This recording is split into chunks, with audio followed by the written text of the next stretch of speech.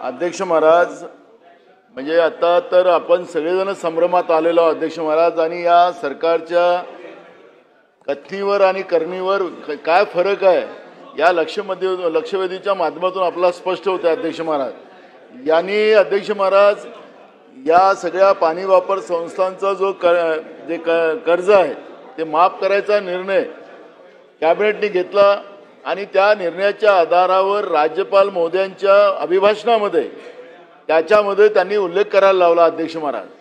सरकारचं जे खऱ्या अर्थानं धोरण असते त्या धोरणाबद्दलचं माननीय राज्यपाल महोदयांच्या माध्यमातून त्या पद्धतीचं बोललं जाते अध्यक्ष महाराज।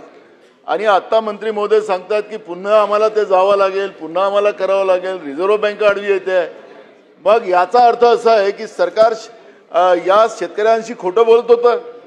सरकारने जे काही कॅबिनेटमध्ये डिसिजन घेतलं होतं आणि माननीय राज्यपाल महोदयांकडून ते आपण त्यांच्या तोंडातून बोलवून घेतलं होतं ते सरकारने फसवेगिरी केली।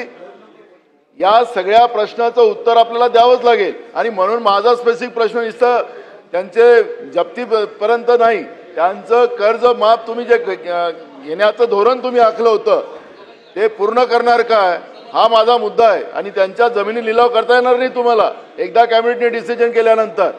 आणि ज्या पद्धतीने जे कार्य चाललेलं आहे, शेतकऱ्यांची चेष्टा चाललेली आहे, ते सरकार थांबवेल का?